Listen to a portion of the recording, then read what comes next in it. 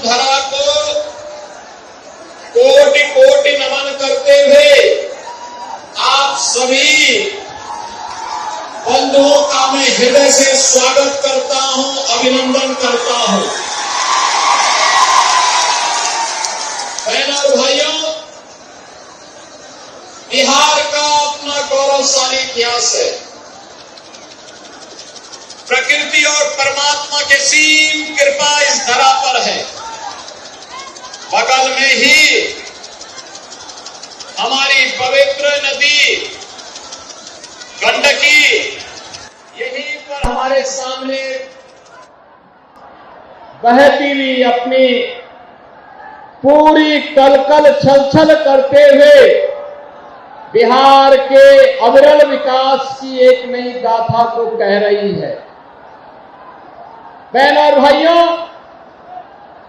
बगहा और रामनगर के लिए जितना पटना है उतना ही गोरखपुर और अयोध्या भी उनके लिए नजदीक है और उनके पास ही स्थित है।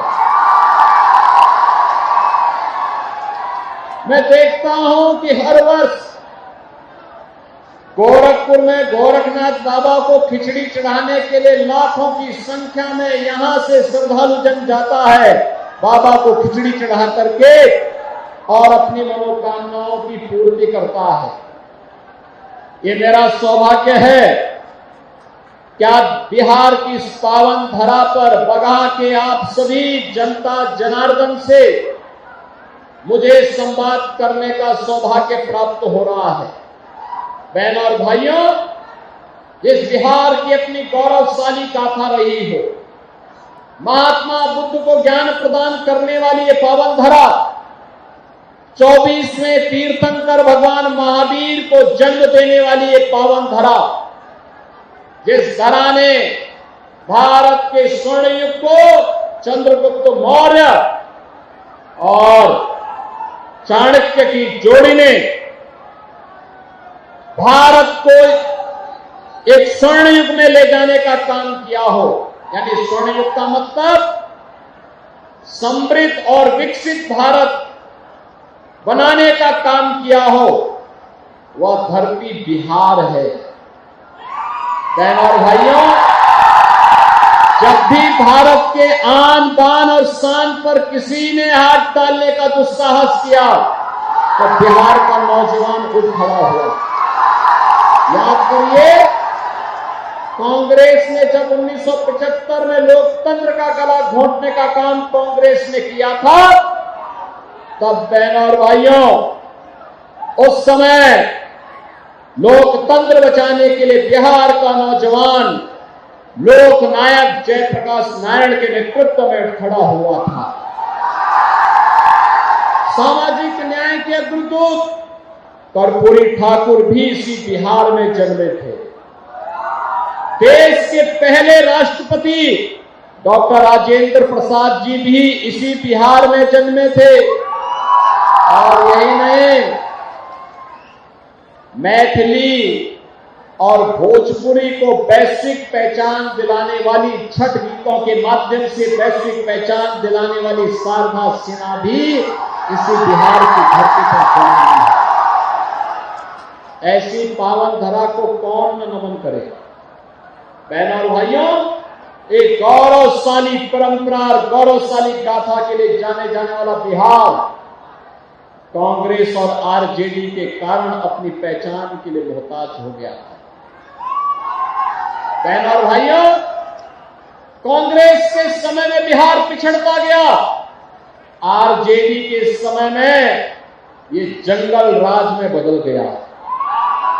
जातीय नरसंहार की घटनाएं, लूटपाट की घटनाएं, अराजकता, अपहरण एक उद्योग के रूप में फल फूल गया था बिहार के अंदर। याद करिए, बिहार के अंदर कैसी स्थिति पैदा हो गई थी। यहां पर अपहरण एक उद्योग हो गया था। 30,000 से अधिक अपहरण की घटना आरजेडी के 15 वर्ष के कार्यकाल में बिहार के अंदर देखने को मिली थी। और बहनों और भाइयों, जब बिहार के नौजवानों ने फिर अंगड़ाई ली, 2005 में नीतीश बाबू के नेतृत्व में एनडीए की सरकार बनी।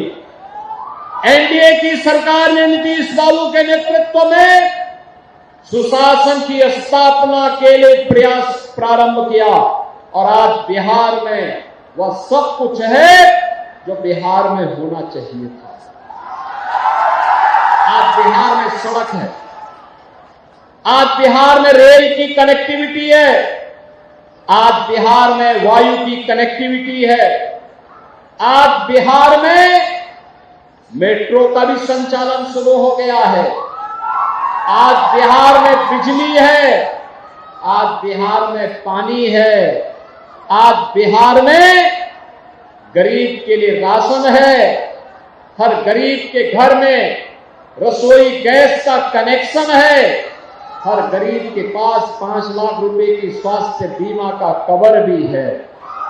बहनों और भाइयों, महात्मा बुद्ध को ज्ञान प्रदान करने वाली ये पावन धरा, 24वें तीर्थंकर भगवान महावीर को जन्म देने वाली ये पावन धरा, जिस धरा ने भारत के स्वर्ण युग को चंद्रगुप्त मौर्य और चाणक्य की जोड़ी ने भारत को एक स्वर्ण युग में ले जाने का काम किया हो, यानी स्वर्ण युग का मतलब समृद्ध और विकसित भारत बनाने का काम किया हो, वह धरती बिहार है।